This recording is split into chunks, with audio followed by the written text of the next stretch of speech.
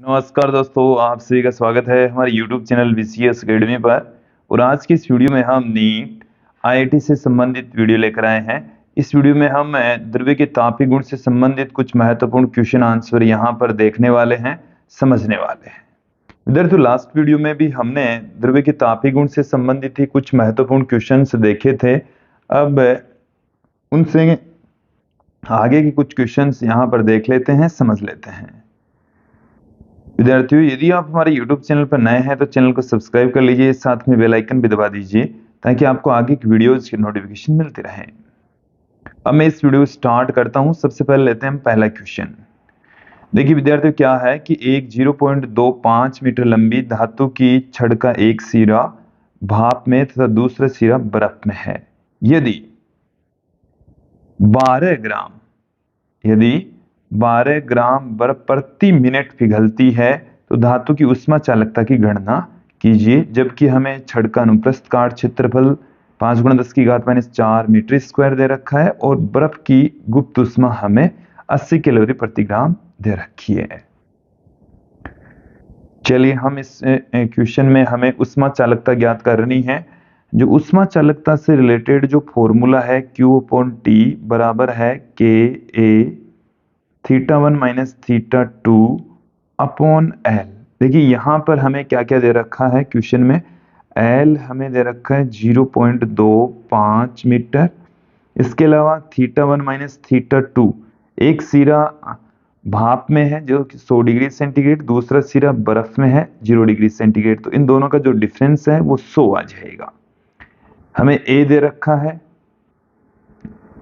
इसके अलावा जो T है वो 60 सेकेंड कि जो बर्फ पिघल रही है, 12 ग्राम बर्फ पिघल रही है प्रति मिनट, तो यहाँ पर समय हम 60 सेकेंड। M का मान हम कितना लेकर चल रहे हैं? 12 ग्राम लेकर चल रहे हैं। तो देखिए K का मान ज्ञात करने के लिए हमें Q की मान की आवश्यकता है जो कि M × L के इक्वल। M का मान 12, L का मान हमारे को दे रखा है क्वेश्चन में 80, देन यहाँ से 960 कैलोरी आ जाएगा। K बराबर में क्या पुट कर दूं? Q/T × L बट्टे में A θ1 - θ2। तो K बराबर कितना आ जाएगा? Q का जो मान है वो है 960, L की जो वैल्यू है वो है 0.25 अपॉन T का मान 60 है, A का मान 5 × 10⁻⁴ है और θ1 - θ2 की वैल्यू है 100। तो देखिए यहाँ से दो संख्या पहले से पॉइंट हटाएंगे तो 2 जीरो नीचे और लग जाएगा। तो ये 4 जीरो ये 10⁻⁴ को कैंसिल आउट कर देगा। 1 जीरो यहाँ से कैंसिल हो जाएगा। फिर 6 का भाग इसमें 16 बार में चला जाएगा, 5 का भाग इसमें 5 बार में चला जाएगा। तो 16 को 5 से गुणा करेंगे 80 आ जाएगा।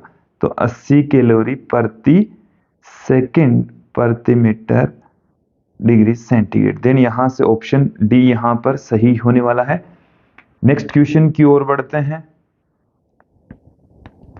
कि दो परम ताप पैमाने A और B 200A एवं 350B पर परिभाषित किए गए त्रिक बिंदु हैं। तो TA और TB के मध्य क्या रिलेशन होगा? देखिए क्वेश्चन में हमें क्या दे रखा है कि त्रिक बिंदु ताप, त्रिक बिंदु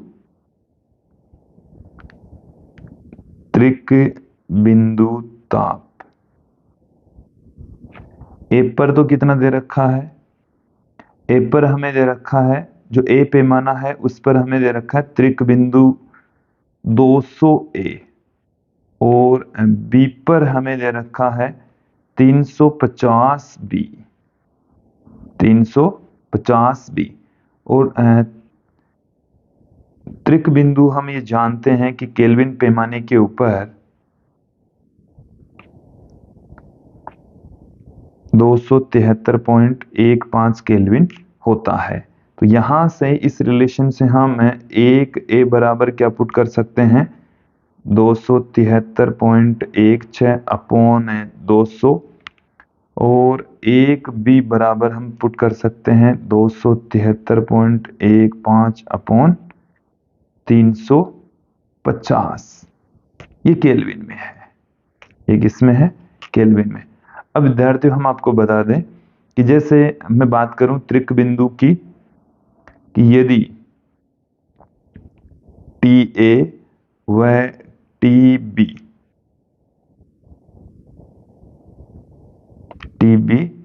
पैमाने ए व बी पर त्रिक बिंदु है, त्रिक बिंदु ताप है। क्या है? त्रिक बिंदु ताप। देन क्या हो जाएगा यहां से, ये तो इसका तो है एक का मान तो ये है, तो त्रिक बिंदु पर कितना हो जाएगा 273.16 बट्टे में 200, और ये त्रिक बिंदु के ऊपर टी ए से गुणा कर दिया। बी वाले पैमाने पर क्या हो जाएगा 273.15 बट्टे में 350 टी बी। तो यहां से 273.15 से 273.15 कैंसिल हो जाएगा। T A upon T B क्या आ जाएगा, T A upon T B बराबर आ जाएगा हमारे पास में 200 बट्टे में 350, 4 बट्टे में 7 आ जाएगा।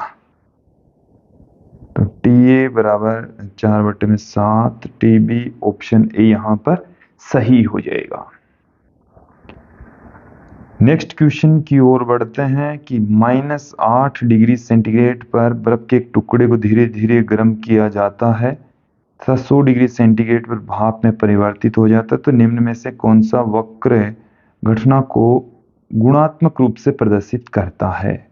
तो यहां पर आप ध्यान देंगे कि जो बर्फ है वो है -8 डिग्री सेंटीग्रेड की, इसका टेम्परेचर धीरे धीरे बढ़कर 0 डिग्री सेंटीग्रेड वाली बर्फ में कन्वर्ट हो जाएगी। ठीक है, और फिर जब उष्मा लेगा तो ये 0 डिग्री सेंटीग्रेड वाले जल में कन्वर्ट हो जाएगा। फिर ये उष्मा ग्रहण करेगा तो ये 100 डिग्री सेंटीग्रेड वाले जल में कन्वर्ट हो जाएगा। फिर 100 डिग्री सेंटीग्रेड वाले जल से ये 100 डिग्री सेंटीग्रेड वाली भाप में कन्वर्ट हो जाएगी। फिर भाप का ताप बढ़ेगा। तो देखो, एक तो इस वाले स्थान के ऊपर टेम्परेचर स्थिर रह रहा है, ठीक है, और एक इन दो के बीच में भी तापमान क्या रह रहा है, स्थिर रह रहा है। तो जहां तापमान स्थिर रह रहा है वहां पर अवस्था चेंज हो रही है। तो ऑप्शन ए देखें कि यहां से इसका जो टेम्परेचर है, जब उष्मा दी जा रही है यहां से यहां तक, देन जो टेम्परेचर है वो इंक्रीज होगा। ये -8 डिग्री सेंटीग्रेड है और यहाँ पर 0 डिग्री सेंटीग्रेड है। ठीक है, फिर 0 डिग्री सेंटीग्रेड पर ये जो बर्फ है वो जल में कन्वर्ट हो जाएगी। फिर ये 0 डिग्री सेंटीग्रेड से कन्वर्ट होते होते ये 100 डिग्री सेंटीग्रेड इसका टेम्परेचर हो जाएगा। आगे भी ये भाप में चेंज होती है तो ऐसे चेंज होने वाली है। तो ग्राफ ए यहाँ पर सही होने वाला है। नेक्स्ट क्वेश्चन की ओर बढ़ते हैं कि यदि 15 डिग्री सेंटीग्रेड पर 10 ग्राम बर्फ को 40 ग्राम जल में मिलाया जाता है तो मिश्रण के ताप की गणना कीजिए। हमारे पास में 15 डिग्री सेंटीग्रेड का टेम्परेचर है और इसमें हम 10 ग्राम बर्फ को 40 ग्राम जल में मिला देते हैं, तो मिश्रण का टेम्परेचर क्या होगा, मिश्रण का टेम्परेचर क्या होगा, हमें ये पूछा है। देखिए यहां पर हम कैलकुलेट करते हैं बर्फ द्वारा ग्रहण की गई उष्मा, बर्फ द्वारा ग्रहण की गई उष्मा, यदि बर्फ जल में कन्वर्ट होती है तो उसके लिए ग्रहण की गई जो उष्मा है वो m इंटू एल के इक्वल होगी। 10 इंटू 80 यह आ जाएगा 800 कैलोरी। कितना आ गया, 800 कैलोरी। जल द्वारा दी गई उष्मा, जल द्वारा दी गई उष्मा, तो देखिए जल द्वारा दी गई उष्मा एम सी डेल्टा थीटा। तो एम का मान हमारे पास में 40, सी का मान 1, डेल्टा थीटा यहाँ पर 15 है। 15 से 0 डिग्री यदि टेम्परेचर हो तो देखो 600 कैलोरी चाहिए। तो इसका मतलब ये हुआ है कि सारी की सारी बर्फ नहीं पिघल पाएगी, जो टेम्परेचर है वो 0 डिग्री सेंटीग्रेड ही बना रहेगा, ऑप्शन डी यहाँ पर। देखिए ये जो जल है वो सारी ऊष्मा अपनी त्याग दे और 0 डिग्री सेंटीग्रेड का टेम्परेचर यदि प्राप्त कर ले तो 600 कैलोरी उत्सर्जित करेगा, और यदि जब ये 800 कैलोरी ग्रहण कर लेता है तब जाकर ये जल में कन्वर्ट होगा। तो ये 600 कैलोरी ग्रहण करेगा तब तक तो ये बर्फ में ही रहेगी, कुछ हिस्सा उसका बर्फ में ही रह जाएगा। क्लियर?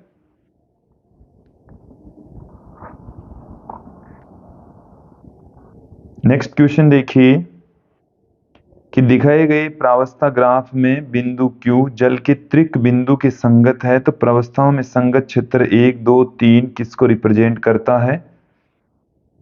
तो देखिए ये जो ग्राफ है वो हमने पहले ही देख लिया था। जो पहला क्षेत्र है ये द्रव को रिप्रेजेंट करता है, ये किसको बताता है? द्रव को। जो दूसरा है वो ठोस को रिप्रेजेंट करता है, और ये किसको बताता है? गैस को। ये ऊर्ध्वपातन रेखा, ये द्रवीकरण रेखा, और ये वाष्पीकरण रेखा। तो पहला द्रव को, दूसरा ठोस को, तीसरा वाष्प को। ऑप्शन ए यहां पर सही होने वाला है। नेक्स्ट क्वेश्चन देखिए कि स्तंभ 1 को स्तंभ 2 से मिलान कीजिए। तो यहां पर आप देखें द्रव से ठोस में परिवर्तन, द्रव से जब ठोस में परिवर्तन होता है, द्रव जब ठोस में कन्वर्ट होगा तो उसको हम कहते हैं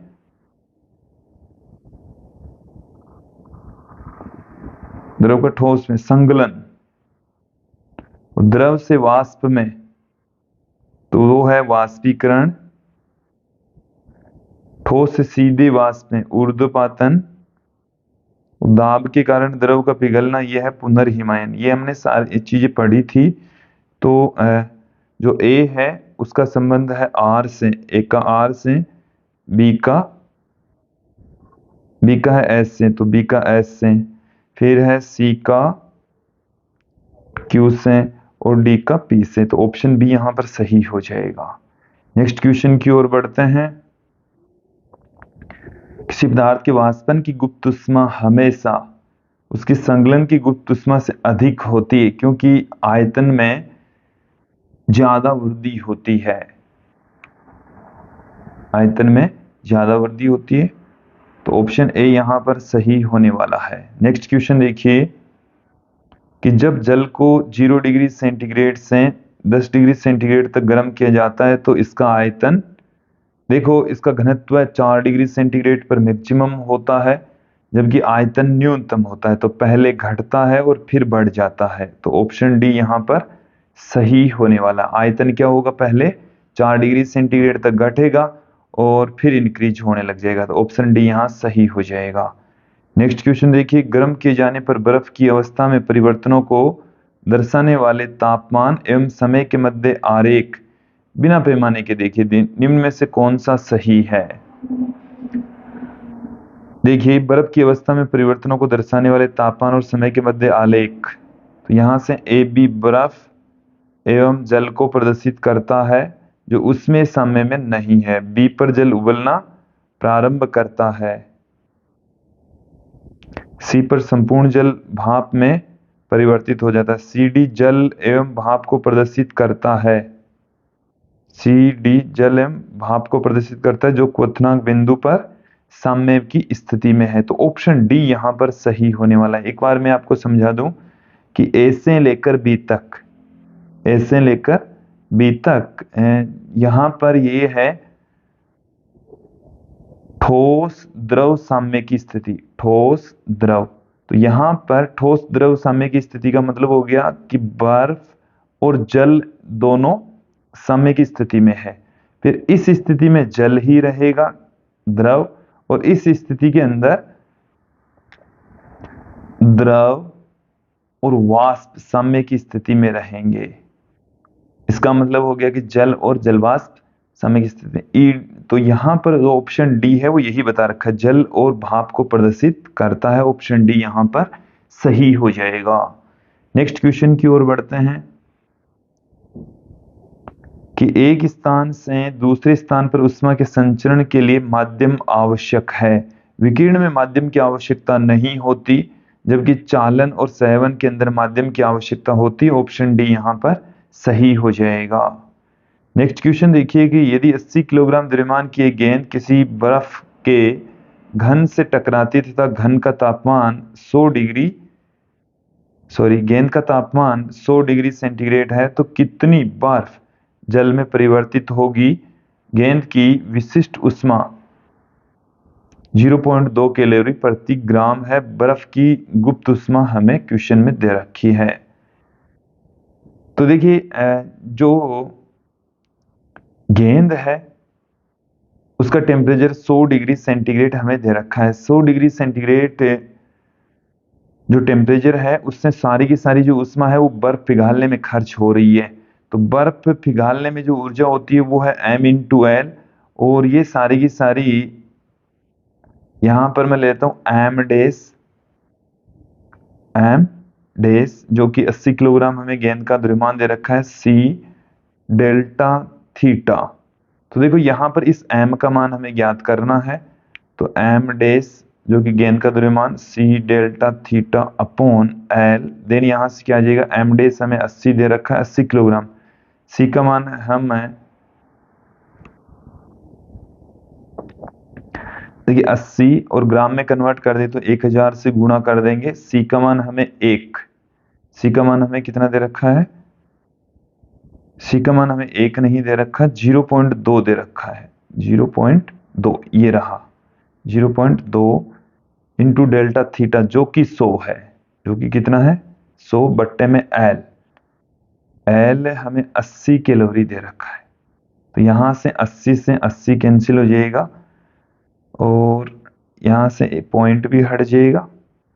फिर हमारे पास में रह गया 2 गुणा 10 की घात 4, 2 गुणा 10 की घात 4 ग्राम बचेगा। तो 2 गुणा 10 की घात 4 ग्राम में ही हमें आंसर दे रखा है। तो ऑप्शन डी यहां पर सही होने वाला है। नेक्स्ट क्वेश्चन की ओर बढ़ते हैं। इनमें से कौन सा कथन सही है? तो देखिए एक एक करके हम समझ लेते हैं। जल का त्रिक बिंदु ताप ये होता है, जल का त्रिक बिंदु ताप देखिए 273.16 केल्विन होता है। तो ये जो स्टेटमेंट हमें दे रखा है गलत है।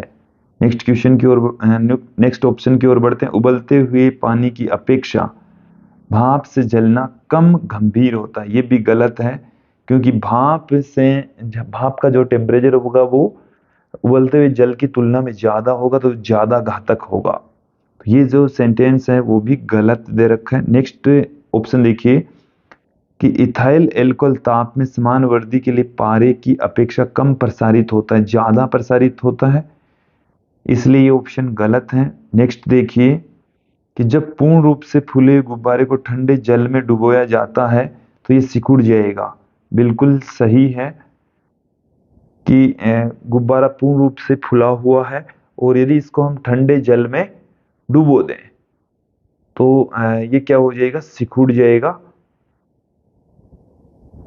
इसके अंदर जो वाष्प है, वायु है, वो उसका कुछ हिस्सा जल में या द्रव में कन्वर्ट होगा। तो ठंडे जल में डुबो रहे हैं तो कुछ हिस्सा उसका क्या होगा, जल में कन्वर्ट होगा। तो जल में कन्वर्ट होगा तो उसके आयतन में कमी आएगी, सिकुड़ जाएगा। नेक्स्ट क्वेश्चन देखिए कि जब किसी सूर्य की किरणों को किसी बर्फ के टुकड़े पर 5 सेमी व्यास वाले किसी लेंस के द्वारा फोकस किया जाता है तो 10 ग्राम बर्फ 20 मिनट में पिघल जाती है, तब पृथ्वी पर प्रति मिनट प्रति वर्ग सेमी सूर्य से पूछने वाली ऊष्मा क्या होगी? देखिए एक बार क्वेश्चन को समझ लीजिए कि हमें इस क्वेश्चन के अंदर 20 मिनट में कितनी बर्फ पिघल जाती है, 10 ग्राम बर्फ पिघल जाती है। तो समय हमें दे रखा है 20 मिनट। समय कितना दे रखा है, 20 मिनट, और 10 ग्राम बर्फ पिघल जाएगी। इसमें कितनी ग्राम बर्फ पिघल जाएगी, 10 ग्राम बर्फ पिघल जाएगी। एक बार क्वेश्चन देखिए कि जो लेंस है उसका व्यास हमें 5 सेमी दे रखा है, तो लेंस की त्रिज्या कितनी हो जाएगी, समझेंगे इसको। लेंस की त्रिज्या, तो लेंस की जो त्रिज्या है r बराबर हो जाएगा 2.5 सेंटीमीटर। ठीक है। लेंस का क्षेत्रफल, लेंस का क्षेत्रफल ये हो जाएगा पाई आर स्क्वायर, तो पाई 2.5 का स्क्वायर। तो इसका मतलब हो गया कि एकांक एक वर्ग सेमी, एक वर्ग सेमी क्षेत्रफल से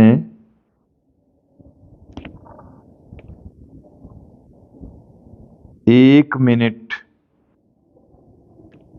में पिघलने वाली,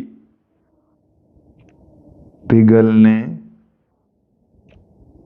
वाली बर्फ का द्रव्यमान, बर्फ का द्रव्यमान, ये हमें एक बार फाइंड आउट करना है। देखिए आप ये समझे कि ए क्षेत्रफल से, ए सेंटीमीटर स्क्वायर से 20 मिनट में जो बर्फ पिघल रही है उसका द्रव्यमान है 10 ग्राम। ये हमें क्वेश्चन में दे रखा है, ये रही 20 मिनट में, और इतने क्षेत्रफल से, इस लेंस के क्षेत्रफल से इतनी बर्फ पिघल रही है। तो हम एक मिनट में एक वर्ग सेमी से कितनी बर्फ पिघलेगी उसका द्रव्यमान फाइंड आउट कर लेते। तो m बराबर देखो 10 ग्राम पिघल रही है और ये 20 मिनट में पिघल रही है, और इतने क्षेत्रफल से पिघल रही है, तो क्षेत्रफल का भी भाग लगा देते हैं, पाई 2.5 का स्क्वायर। अब उष्मा प्रति मिनट प्रति वर्ग सेमी में मिलने वाली जो उष्मा है, Q बराबर m इंटू एल। m का मान है 10 बट्टे में 20 गुणा में 3.14 गुणा 6.25, और L का जो मान है वो है 80। L का मान कितना है? 80। तो यहां से इसका भाग चला गया है 4 बार में, और मैं यहां से पॉइंट हटाता हूं, दो संख्या पहले पॉइंट लगा हुआ, 2 जीरो में यहां से हटा दूंगा। इसमें भाग चला जाएगा 25 बार में, और इसमें चला जाएगा ये 16 बार में। ठीक है। देन यहां से इसको हम देखिए क्या कर सकते हैं, 4 से गुणा कर दूं, इसको भी 4 से गुणा कर देता हूं। तो ये तो हो गया 100, ये तो क्या हो गया 100। तो 100 से यहां से एक जीरो कट गया, एक जीरो कट गया, तो ये 640 आ गया हमारे पास। एक जीरो कट गया, 6.4 आ गया। 6.4 के अंदर 3.14 का भाग लगाएंगे तो 2.04 कैलोरी आ जाएगा। ऑप्शन ए यहां पर सही होने वाला है। नेक्स्ट क्वेश्चन की ओर बढ़ते हैं कि पानी के छिड़काव से किसी बंद कमरे का तापमान थोड़ा सा कम हो जाता है क्योंकि,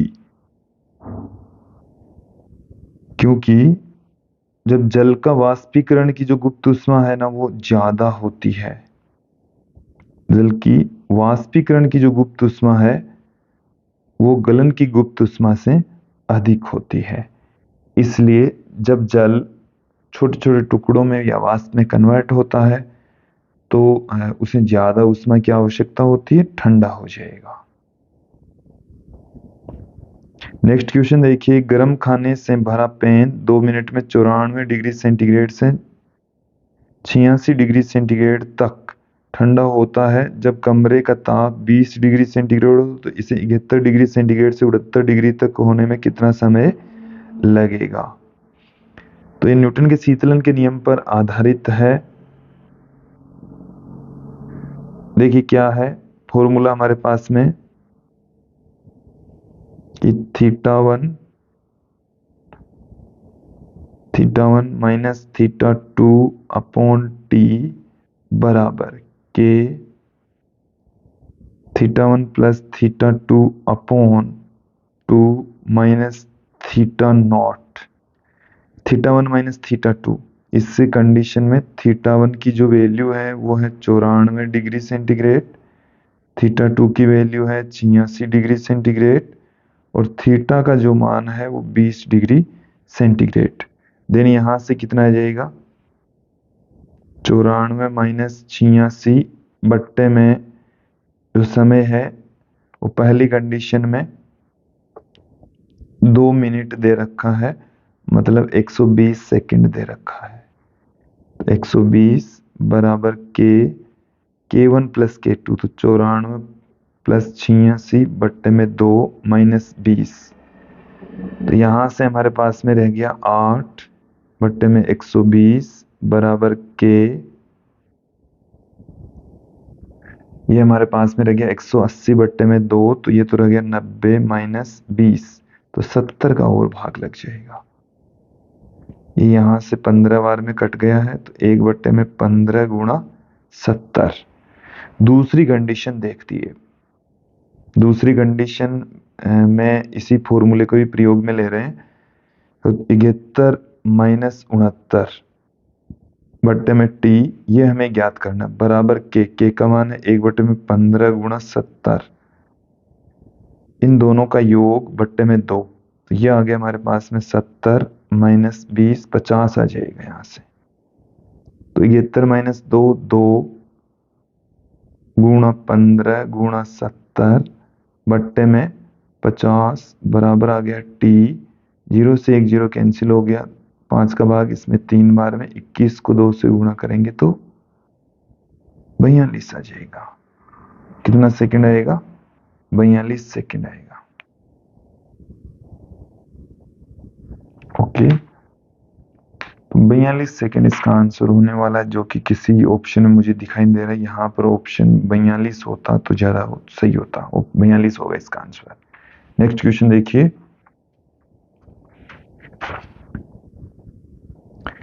कि समान लंबाई एवं समान अनुप्रस्थ काट क्षेत्रफल किंतु भिन्न उष्मा चालकताओं K1 एवं K2 की दो छड़ों को चित्रानुसार जोड़ा जाता है, तो संयुक्त छड़ का एक सिरा T1 ताप पर तथा दूसरा सिरा T2 ताप पर है। तो हमें संधि का तापमान पूछा है। देखिए, इसका जो टेम्परेचर है वो K1, इसका जो टेम्परेचर है वो है K2। यहाँ पर आप ध्यान देंगे, हमने इस टाइप का डेरिवेशन भी आपको समझाया है कि जो संधि है उसका जो टेम्परेचर है, क्योंकि इनका लंबाई समान है, अनुप्रस्थ काट क्षेत्रफल भी समान है, लेकिन इनकी उष्मा चालकताएं भिन्न भिन्न है, तब इनका उभयनिष्ठ जो ताप होता है वो बराबर होगा K1 T1 plus K2 T2 upon K1 plus K2। तो K1 T1, ये ऑप्शन ये भी सही नहीं है, K2 T2 आएगा यहाँ पर। क्या आएगा? T2, तब जाकर सही होगा, तो ऑप्शन ए यहाँ पर सही हो जाएगा। नेक्स्ट क्वेश्चन देखें। देखो, हमें संधि का तापमान पूछा है। पहले क्या पूछा है? संधि का तापमान। फिर हमें पूछा है नेक्स्ट क्वेश्चन के अंदर कि संयुक्त छड़ की तुल्य उष्मीय चालकताएं दोनों श्रेणी क्रम में है, और जब श्रेणी क्रम में दो चालक छड़ें जुड़ी होती है तो उनकी उष्मा तुल्य उष्मा चालकता 2 K1 K2 upon K1 plus K2 के इक्वल हो जाएगी, क्योंकि फॉर्मूला ये होता है 1/K बराबर 1/K1 प्लस K2। दोनों की लंबाई सेम है तब की बातें हैं। ये लंबाई सेम है तब ये वाला फॉर्मूला हम अप्लाई कर सकते हैं। अनुप्रस्थ काट क्षेत्रफल, ये वाला फॉर्मूला लगेगा, कुल मिलाकर ये वाला फॉर्मूला सही है। ओके, ये हमने अपनी थ्योरी में भी आपको समझाया है, बताया है। नेक्स्ट क्वेश्चन देखिए कि किसी तारे से उत्सर्जित विकिरण की अधिकतम तीव्रता की तरंग दैर्घ्य ये है, तो तारे की विकिरणता की तीव्रता ज्ञात करें। स्टीफन नियतांक हमें दे रखा है, वी नियतांक भी हमें क्वेश्चन में दे रखा है। देखिए, वीन के विस्थापन नियम से हम क्या जानते हैं? लैम्बडा एम टी बराबर होता है बी। तो यहां से हम टेम्परेचर फाइंड आउट कर लेते हैं। टी बराबर क्या आ जाएगा? बी बट्टे में लैम्बडा एम। बी की जो वैल्यू है वो है 2898। 2898, ये यहाँ पर माइक्रो में दे रखा है, तो गुणा 10 की घात -6 लैम्बडा एम, जो कि हमें क्वेश्चन में दे रखी है 289.8 इंटू 10⁻⁻9।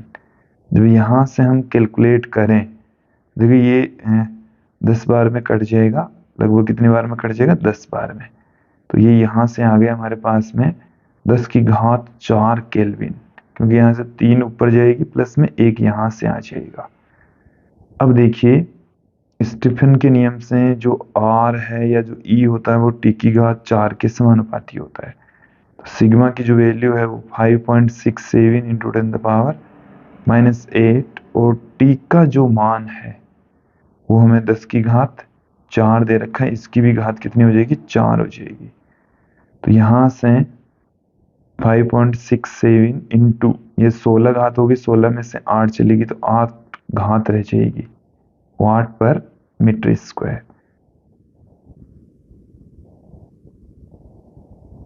क्लियर? तो ऑप्शन ए यहां पर सही हो जाएगा। देखिए नेक्स्ट क्वेश्चन क्या है कि एक ऐसे मिश्री स्लेब पर विचार कीजिए जिसमें समान मोटाई और उसमें चालकताएं K और 2K हैं। दो भिन्न पदार्थ उपस्थित है, स्लेब की तुल्य उसमें धारिता क्या होगी। देखिए इनको हम एक दूसरे से श्रेणी क्रम में जोड़ रहे हैं और श्रेणी क्रम में जो तुल्य धारिता तुल्य उसमें चालकता है उसका फॉर्मूला हमने आपको ये बताया है कि जब लंबाई सेम हो, लंबाई क्या है, सेम, तो यहाँ पर अक्ष प्लस अक्ष दोनों की लंबाई L1 प्लस L2 और ये आ गया L1 बट्टे में K1 तो K प्लस L1 बट्टे में K2 जो कि 2K है। ऊपर से अक्ष कॉमन आ जाएगा, 2 रह जाएगा शेष, नीचे से अक्ष कॉमन आ जाएगा, इनका दोनों का लघुत्तम आ गया 2K, तो ये आ गया 2 प्लस 1, यहां से अक्ष कैंसिल हो गया, अक्ष से अक्ष कैंसिल हो गया, तो 4 के बट्टे में 3 आएगा, 4 के बट्टे में 3, ऑप्शन डी यहां पर सही होने वाला है। नेक्स्ट क्वेश्चन देखिए कि निम्न में से किस विधि में प्राथमिक रूप से सहवन नहीं होता है। तो देखिए समुद्री और स्थलीय समीर के अंदर सहवन द्वारा द्रव्य का प्रवाह होता है। व्यापारिक परमाणु भी घनत्व में डिफरेंस की वजह से प्रभावित होती है। जल का उबलना, पूरा का पूरा जल गर्म हो जाता है, सहवन की वजह से होता है। लेकिन तंतु के कारण से बल्ब के कांच का गर्म होना ये चालन द्वारा संभव होता है। इसके द्वारा संभव है, चालन द्वारा विकिरण भी वहां पर निकलती है तो विकिरण द्वारा गर्म होता है। तो विद्यार्थियों ये था आज का हमारा वीडियो जिसमें हमने कुछ महत्वपूर्ण क्वेश्चन आंसर यहाँ पर देखे, समझे। जो नेक्स्ट वीडियो है उसमें हम शेष जो क्वेश्चन आंसर है वो लेकर आएंगे। आज की इस वीडियो में इतना ही। धन्यवाद दोस्तों।